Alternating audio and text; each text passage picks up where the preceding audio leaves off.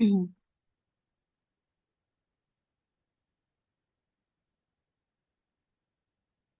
So, good day, everyone. My name is Mia Arian Empainado, and I am here to present the good and bad effects of AI, or what we call the artificial intelligence. So, as an industrial engineering, it is important to appreciate information systems as the design, integration, and implementation of components that collect, store, process, and distribute data in organizations to support decision making, coordination, and control.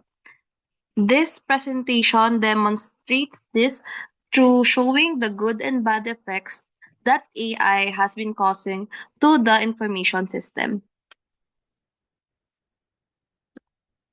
Next. So, starting with what is AI?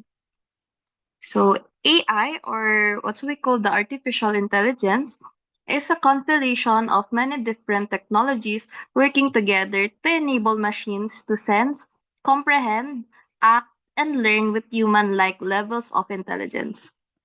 So, in that case, what is the relationship between AI and information system?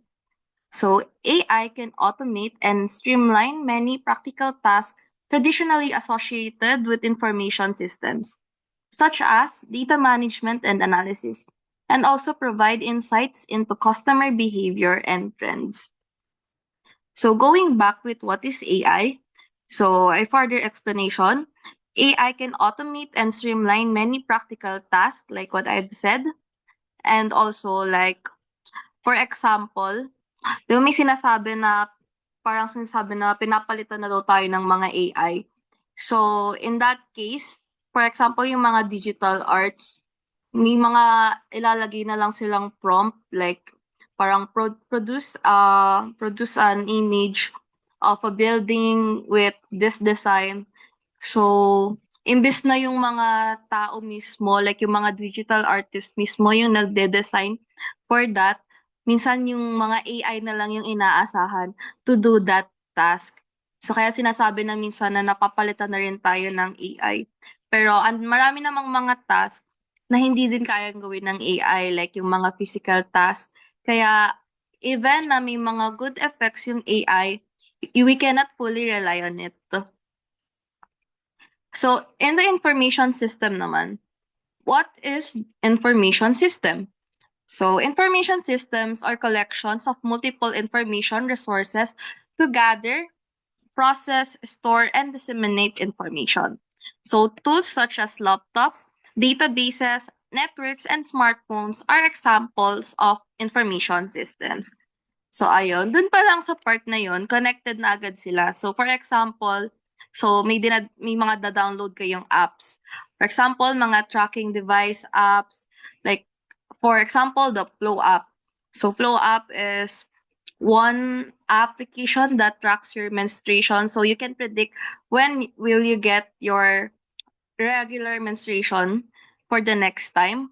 So dun, sa information system, so upon saying that it is for the storing of data, pag nag-log ka ng period mo dun sa app na yon, masisave yung data, then papasok na yung AI kasi yung AI is magpo-prompt na siya ng mga following suggestions.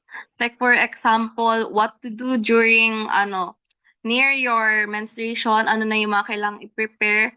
So, ilang araw ba bago dumating yung next cycle mo. So, dun pa lang, nagkakaroon na tayo ng connection between the AI and the information system.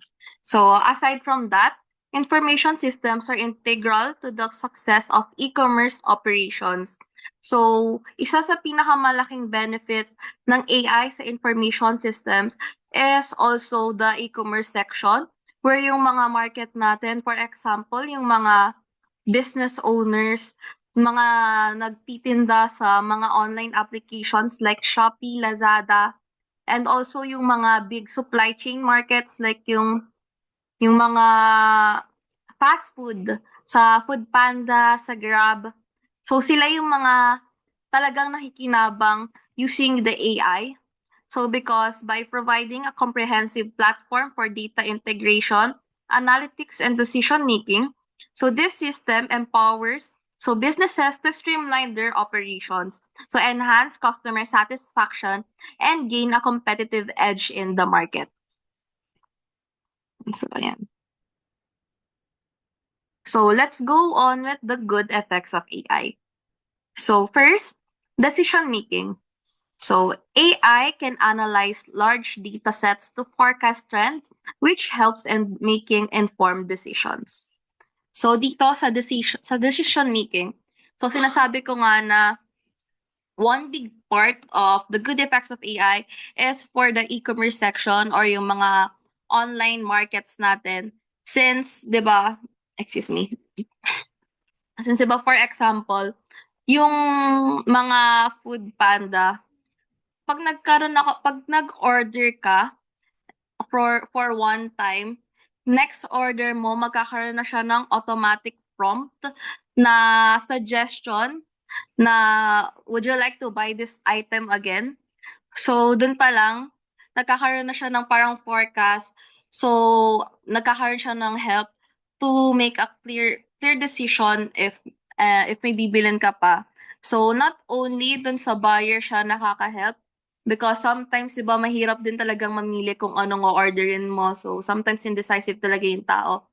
But also dun sa mga seller or dun sa talagang may market, since 'pag nagkakaroon ng mga ganyang help, sila rin yung nadadagdagan ng mga consumers or customers.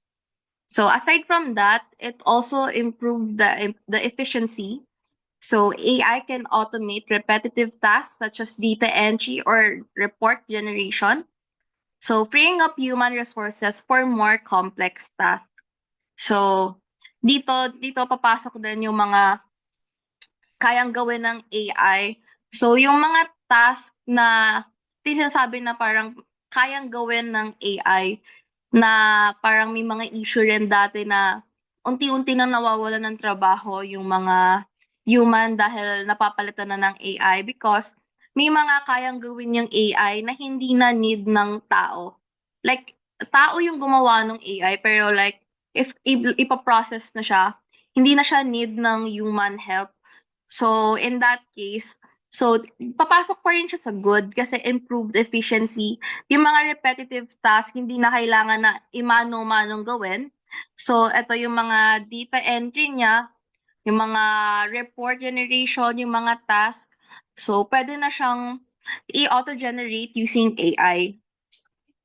So one example of good effects of AI in the Philippines. So eto na yung sinasabi ko kanina, like the Food Panda Philippines.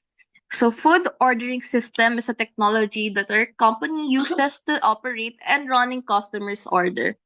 So it makes our customer order can directly link to our apps and website.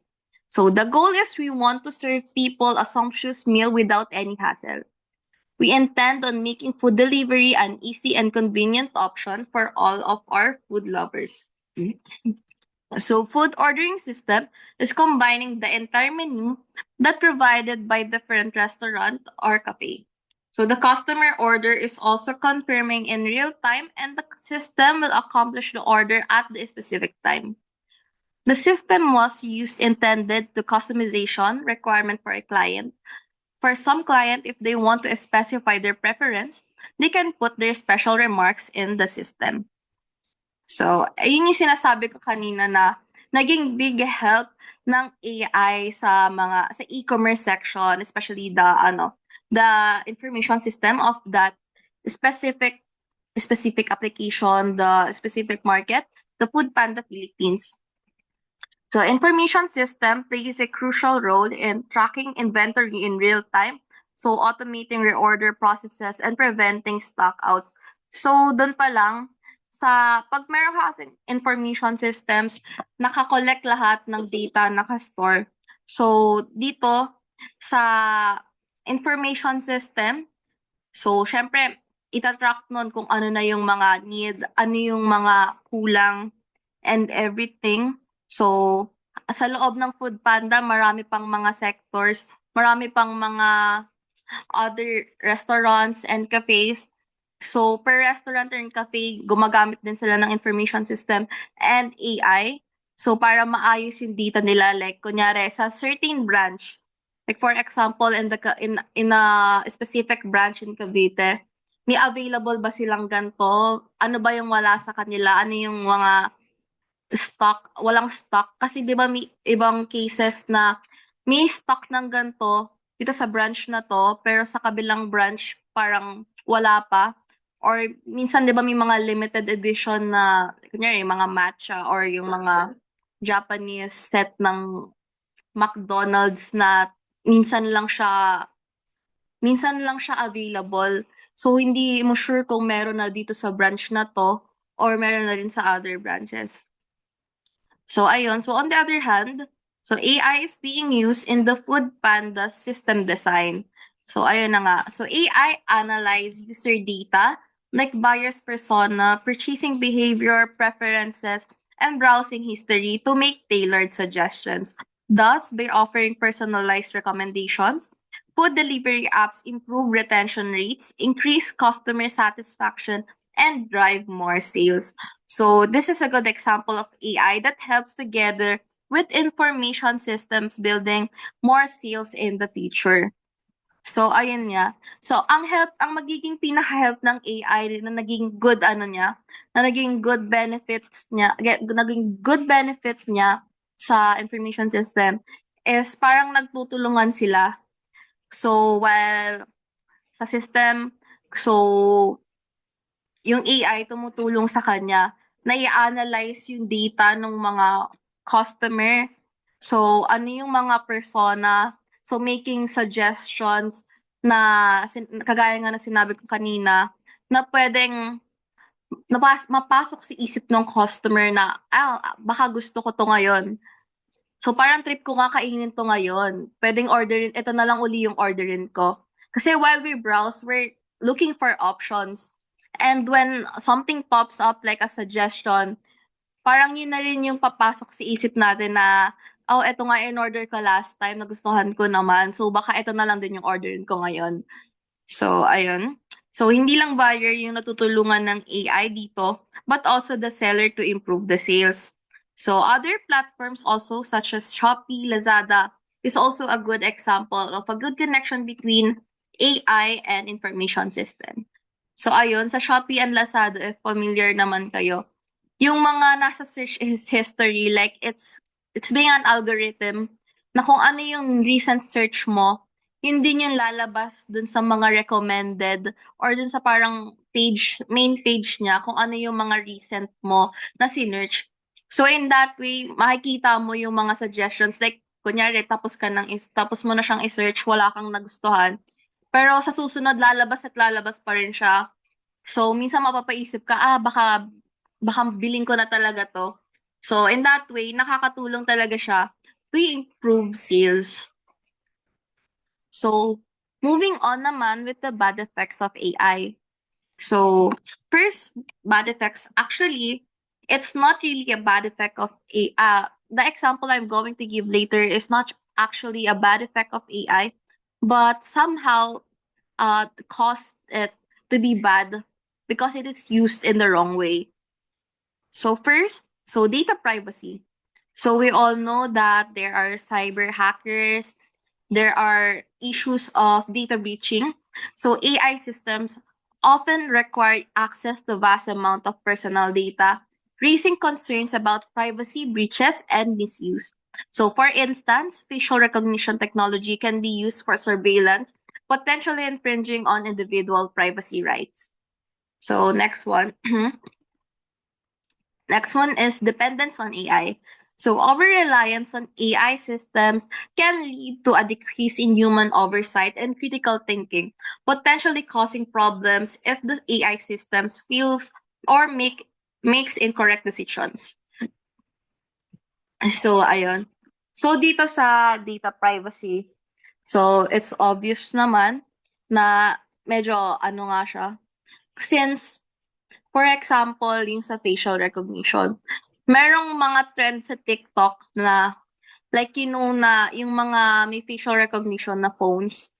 Minsan may tinry sila na ipapakita lang yung photo from like, yung printed photo nung person na may-ari nung phone, then it opened.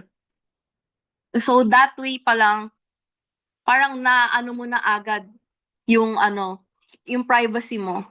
Kasi sobrang dali niya lang pala, what if makuhanan ka ng cellphone, then they're just gonna print out your picture to open your phone. So, in that way, hindi rin siya super safe. So, eto pa yung mga surveillance. So, potentially infringing on individual privacy rights. So, the more kasi na mas inclined tayo sa AI, the more na mas umaasa tayo sa internet, sa computer, mas mataas yung chance ng mga hacking, mga data phishing, since it is all connected in internet. So mostly of the hackers are using internet to breach data, to find data from everywhere. So kaya nga every time pinapaalala na don't share your private data on the internet, since kahit nakatago yan, madali yan hanapin kung talagang mga expert yung mga hacker na gagawa. So, the other one, so dependence on AI. So, eto na nga. So, too much dependence on AI, bad effects of AI. So, for example, may activity. So, sa activity na to, hindi ako nag-aral. Pero chinat GPT ko. Gumamit ako ng AI tool to do my work. Then, pagdating ng presentation, wala akong mai-present. Hindi ko alam, binasa ko lang, then pina-explain sa akin ng prof, saan nanggaling yung sagot mo? So, dun pa lang, naging bad effects na siya ng AI. Kasi I didn't use my own brain to do the work. So, maybe hindi ako gumawa ng sarili kong research. Inasa ko lang sa AI, mag-prompt lang ako na, can you make me an essay about this, ganyan.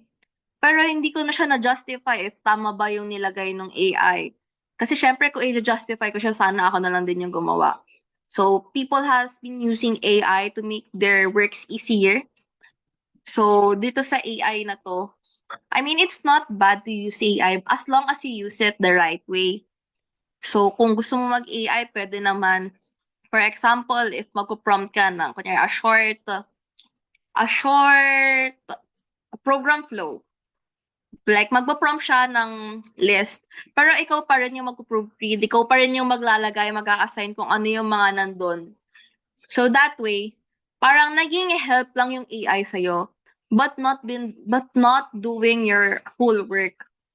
So too much dependence on AI can cause incorrect decisions or oversighting problems. And syempre, since AI nga sila, even though may mga AI na like nilalagyan ng mga system na to feel or like act like human, respond like a human, hindi pa rin niya makukuha yung talagang naiisip ng tao, like kung ano yung nararamdaman ng mismong tao because they are bots. Unlike people who have heart to think or to feel emotions unlike them. So dito, may mga bagay na kailangan ng critical thinking that AI couldn't provide. So ayun. One example of bad effects of AI. Oh, actually, this is not a bad effects of AI, but just like it led to like, what do you call this? A possible problem in the future. So this is the NAIA e-gates. So AI-driven e-gates often rely on biometric data such as facial recognition or fingerprint scans. This means that vast amount of personal information are collected and stored, raising concerns about how this data is used and protected. So there's always the risk of misuse or unauthorized access, which could potentially lead to identity theft or privacy breaches. So the more data an AI system handles, the more attractive it becomes as a target for cyber attacks. So if hackers gain access to the system, they could manipulate it or steal sensitive information. So this not only jeopardizes personal data, but could also compromise airport security and operations. So, ayun. So, in the Philippines, the use of AI for facial recognition in public and private security systems has raised privacy and ethical concerns. So, ayun. For instance, facial recognition technology used in some local security and surveillance systems have been criticized for potential misuse and lack of regulation, leading to fears about privacy invasion and the accuracy of such systems in identifying individuals correctly. So, there has been problems in the NAIA gates. So, personally, I saw it. So, some people still prefer the manual immigration or the manual people checking your passports, your boarding pass, because this NAIA gates has been like new to the people. So mahirap, hindi naman siya mahirap gamitin but it's confusing. So that time maraming nakapila diyan sa e-gates but some people preferred to do the manual one where we were being accommodated by the officer or the staff mismo itself. Kasi even diyan sa e-gates, there has been problems like mga errors or like magpapaturo pa yung ibang tao how to use it dun sa mga staff. So I think that's a hassle for everyone. Kasi before nung mga manual lahat ng gates, so the staffs would manually check it. There will be no problem because they know what they're doing. But here in the e-gates, parang nangangapa din yung ibang passengers.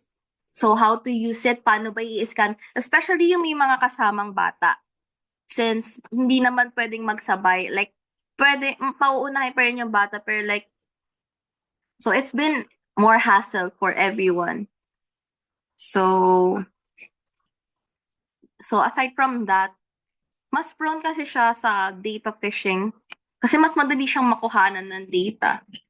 So, I'm not saying that the password security is not strong, but if you're an expert hacker, they can just put some chip, they can put some bug on it, and then they can breach all the data stored in there.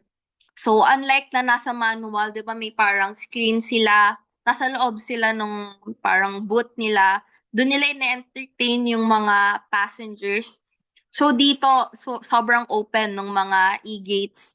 So, pwedeng-pwede siyang kuhaan ng data kung may i-insert man sila. Kasi parang meron din dating may issue dati sa BDO. Like they're putting fake insert fake na pag-i-insert ng mismong credit card. So doon nag-i-issue dati since parang nai-stock or parang nababasa na nila yung mga data doon. Then minsan may cases naman doon na parang pinapalitan yung camera kasi meron sa taas na parang salamin where you can see the people on your back. Minsan daw may camera na nakalagay doon, ganon. So I think it's a good innovation to make it like faster for people, but there's more risk. So more risk of privacy breaches and more hassle for some of the people who are not technologically inclined. Since hindi naman lahat familiar sa mga technology. So what if may mga passengers na galing province, so or talagang walang alam sa technology, they would have to ask for staff's help to do that or they would just go manually. So parang di rin siya nagkaroon ng sense. So here are my 3 insights. So first, AI systems can analyze large volumes of data to uncover patterns and trends, providing insights that help businesses make informed decisions. So it provides valuable insights through data analysis and predictive analytics, helping organizations make better informed decisions. So dito, ito yung naging good effects ng AI. So AI has been a big help and information system in many sectors, like not only the e-commerce sectors, but also other companies. So, etong AI system, it's not actually like it's not something to be scared of, like like other people would say. Kasi sinasabi na parang nakakatakot na yung AI ngayon. Pero like kaya na siya naging nakakatakot kasi nakakagawa na siya ng mga prompt, nakakagawa na siya ng mga output na parang tao talaga yung gumawa. So people has been alarmed by it because sinasabi nga na parang napapalitan na tayo ng AI. But who made the AI? It's the people, it's the humans. So kahit sabihin natin na gano'n, hindi pa rin naman mapapalitan ng AI. So we will have to use the AI, not the other way around. So aside from that, so the second one, AI and information systems are deeply intertwined. So with AI enhancing the capabilities of information systems by automating tasks, improving data analysis, and enabling personalized services. So however, this relationship also introduces challenges such as privacy concerns, potential biases, and increased vulnerability to cyber threats. So AI and information system in any aspect, in some or most of the aspects, are like intertwined talaga. So they cannot be separated since information systems used AI to do the other tasks, since it is actually it is hard to maintain it if you're going to do that manually, if person would do that manually, and you have to keep up with thousands of informations, thousands of data. So AI is a good thing for that because it is doing the job it is doing the job efficiently and time wise. So however, so even with the good effects, this could also lead to possible harm and in that specific sector. So it can lead to privacy concerns, as I've said earlier. So feel so connected to the third side. So heavy reliance on AI can make systems vulnerable to technical failures and cyber attacks, which can disrupt operations and compromise data integrity. So for the summary of it, I would say that even if AI would help us a lot, even if AI could make our lives better, we should also not heavily rely on AI. So, gamitin lang natin yung AI bilang pangtulong, but not actually do the whole job, the whole thing. So, ngayon pa lang sa mga schoolworks, as I know, parang some of us, so even me, gumagamit din naman ako ng mga AI tools, especially in the proofreading. So, making my grammar more correct. Minsan nilalagay ko na lang doon. Pero, I'm doing the work myself. I just need AI to help me enhance it. So, heavy reliance on AI can either make you or break you. So, dapat hindi talaga tayo nagre-rely masyado. Pero gamitin natin 'to para maki-help sa'tin since can AI is everything around us. Like, it is almost inclined with everything. With the one I'm using right now, the laptops, from the phones, and our Blackboard, our sites, this Zoom meeting. So everything is inclined with AI. So again, my name is Mia Arian Empainado. So this is my report about good and bad effects of AI. Thank you.